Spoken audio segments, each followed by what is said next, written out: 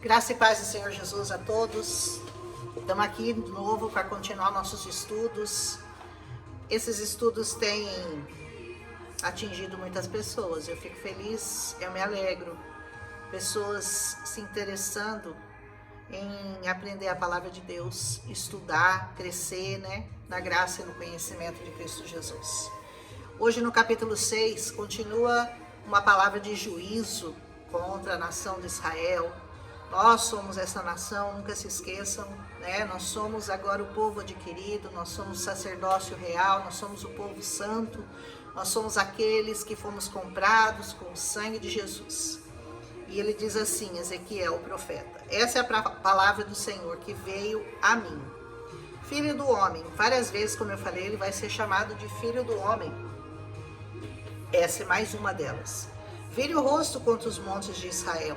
Profetize contra eles e diga: ó montes de Israel, ouçam a palavra do soberano Senhor.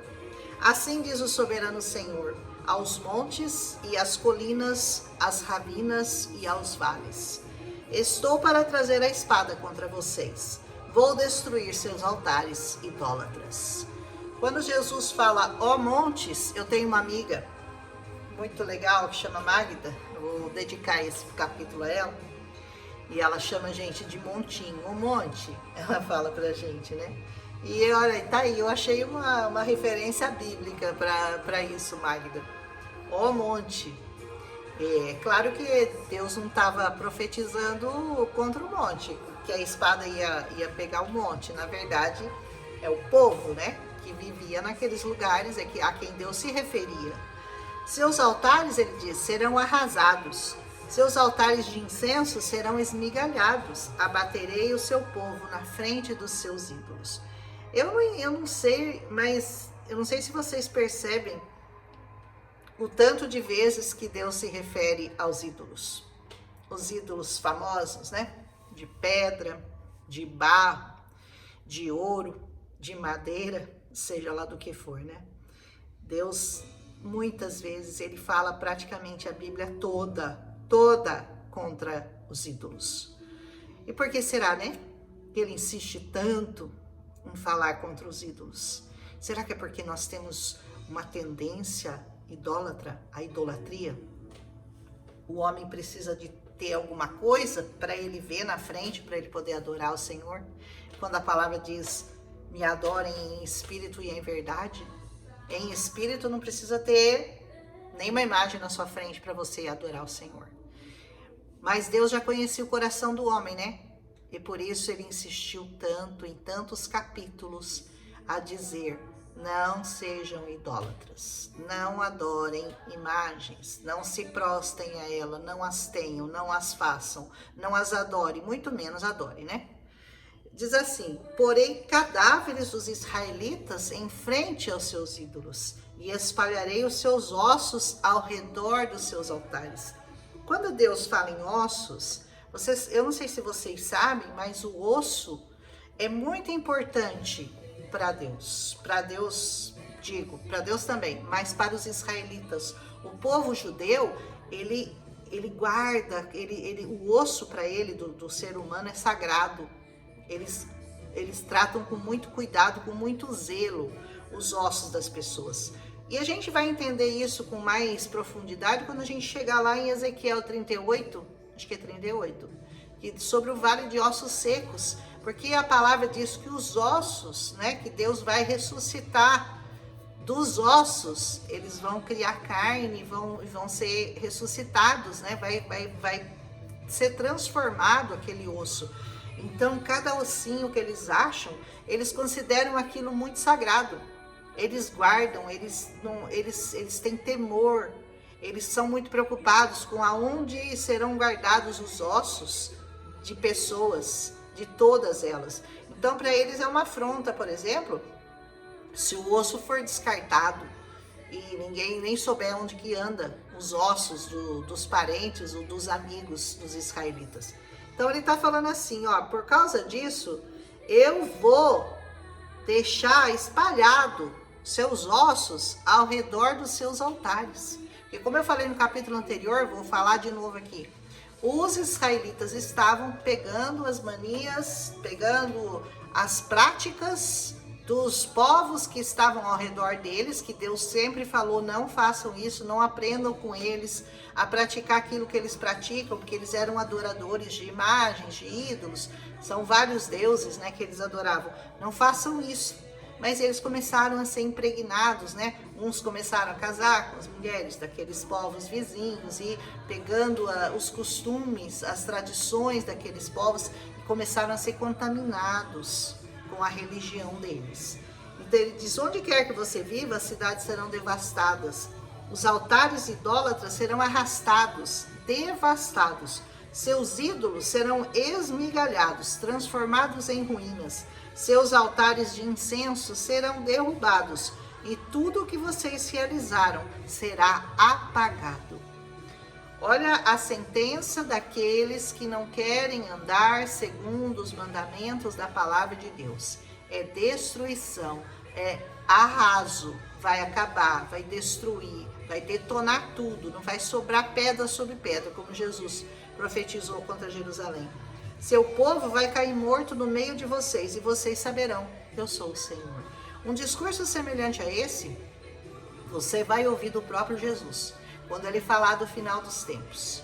Você vai ouvir um discurso de um fim tão triste quanto esse, de quebrar tudo destruído, fome, peste, choro, lágrimas, sofrimento. E isso ele vai se referir a Jerusalém na última investida dos povos contra Jerusalém. Ele fala que tudo isso vai acontecer, né? Os que estiverem na cidade corram para os telhados, mas ai das grávidas, porque vai ser um momento de muita dor, de muito aperto, como nunca houve. Então, se aqui já foi terrível, então você imagina, né? Quando Jesus está se referindo ao final dos tempos, quando tudo vai ficar cercado de tropas, de exército, quando o mundo todo se voltar contra Israel. Mas ele diz, pouparei alguns de vocês, isso naquela época. Alguns de vocês escaparão da espada. Lembra que eu falei daqueles cabelos que o profeta Ezequiel guardou na borda e que ele acabou não explicando, mas que a gente entende que são esses aqui? Quando forem espalhados entre as terras, alguns eu vou poupar. É claro, a nação não podia acabar, né? Alguns teriam que continuar a pregar. E por que o profeta falava tudo isso para aquele povo lá? Para que eles sempre tivessem na lembrança a palavra do Senhor, porque eles estavam no cativeiro. Então, a chance deles acabarem se esquecendo das leis, dos mandamentos, era grande. Então, Deus queria que eles fossem sempre lembrados daquilo que Deus tinha falado para eles lá desde o Gênesis, desde o primeiro capítulo da Bíblia. Ele diz assim, ali as nações para onde vocês tiverem sido levados cativos, aqueles que escaparem se lembrarão de mim. Ele quer ser lembrado. Tá vendo o que eu acabei de falar? Eles vão se lembrar de mim. Lembrarão como eu fui entristecido, como vocês me entristeceram por causa dos seus corações adúlteros. A gente pensa que adultério é só você trair o seu esposo ou a sua esposa. Não, adultério também você comete contra Deus. Se você olha para outro Deus, que não seja o Deus verdadeiro, que é um Deus fabricado por mãos humanas, você é um adúltero. Você está adulterando contra a palavra de Deus. Que se desviaram de mim e por seus olhos, que cobiçaram os ídolos. Porque o ídolo acaba sendo cobiçado porque é bonito, porque é bem feito, porque é bem talhado, porque é obra de arte, é uma série de coisas, né? Então acabam olhando para os ídolos. Ele fala, vocês vão lembrar de mim, porque vocês se desviaram seus olhos e olharam para essas coisas aí. Terão nojo de si mesmos, olha o que Deus está falando, terão nojo de si mesmos por causa do mal que fizeram e por causa de todas as suas práticas repugnantes. Olha o que Deus chama de idolatria, prática repugnante. E saberão que eu sou o Senhor, que não ameacei em vão, não foi em vão não, trazer essa desgraça sobre eles. Assim diz o soberano. Vamos ouvir? Esfrega suas mãos, bata os pés e grite, ai! Por causa de todas as suas práticas ímpias e repugnantes da nação de Israel, pois eles morrerão pela espada, pela fome e pela peste. Isso já aconteceu, isso vai tornar a acontecer.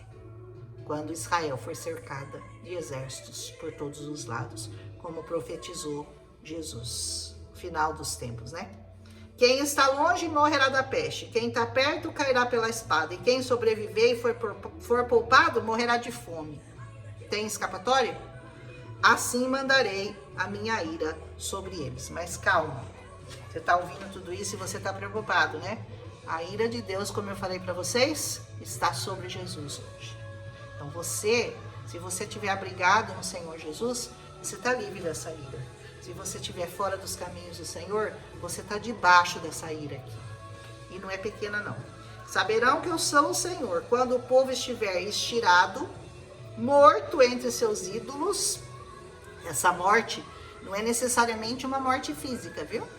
Pode ser uma morte espiritual, que é muito pior que a física. Porque a física, quem morre no Senhor tem chance de vida eterna e vai viver eternamente num lugar maravilhoso, certo? Na Nova Jerusalém.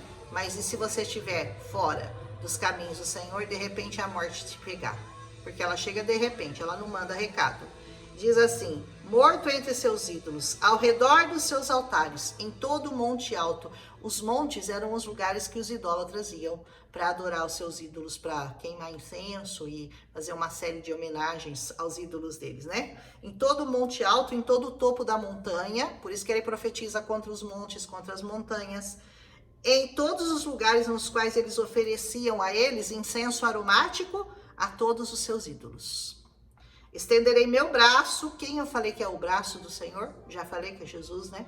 Estenderei meu braço contra eles e tornarei a terra uma imensidão e desoladora, desde o deserto até Dibla, onde quer que estiverem vivendo. Então saberão que eu sou o Senhor. Vou descobrir a duras penas quem é o Senhor. E você pode descobrir também. Você pode descobrir quem é o Senhor de uma maneira agradável, de uma maneira sincera, sem dor, sem sofrimento, simplesmente dizendo: eu quero conhecer o Senhor, eu vou buscar saber quem é o Senhor, eu vou me achegar a Deus, eu vou buscar saber, conhecer. Você quer conhecer o Senhor? Busque nessa palavra. Jesus é a palavra viva, o verbo quer dizer a palavra, que se fez carne e habitou entre nós. Então, não é possível que você nunca ouviu falar que a palavra é verdadeira, que a palavra é real, que a palavra se cumpre todos os dias nessa terra e que a palavra pode te condenar e pode te salvar. De que maneira você quer descobrir que Ele é Deus? Do bom jeito, do jeito bom, por amor, ou você quer descobrir da pior maneira, quando não tiver mais o que fazer, quando tiver tudo desolado, destruído na sua vida, acabado, quando não tiver por onde começar a catar os caquinhos, viu? Você pode decidir de que maneira você vai dizer isso aqui, ó. Saberão que eu sou o Senhor. Que você possa declarar hoje: eu sei que o meu Deus reina, eu sei quem é o Senhor, e eu me rendo a Ele, eu me prostro aos pés dEle. Eu dedico a minha vida a Ele, eu entrego a minha vida, os meus caminhos, os meus sentimentos, as minhas emoções, eu entrego nas mãos do Senhor. E faço isso para a honra e glória do nome dEle, porque sei que Ele é o único refúgio que o homem tem. Ele é o único que pode nos curar, é o único que pode nos livrar, que pode nos salvar, que pode nos redimir. Ele é o único que pode curar as suas feridas mais profundas, as suas dores mais intensas que você não conta para ninguém. Só Ele pode. Então, se eu fosse você, eu não esperava essa desgraça que ia acontecer na sua vida, para você entender que Ele é o Senhor. Ele diz: então saberão que eu sou o Senhor. Saiba já. Tem tempo para você descobrir quem é o Senhor. Amém? Vamos continuar amanhã com Ezequiel capítulo 7. Esse capítulo, mais um capítulo de juízo contra o povo de Israel, que havia se voltado à idolatria.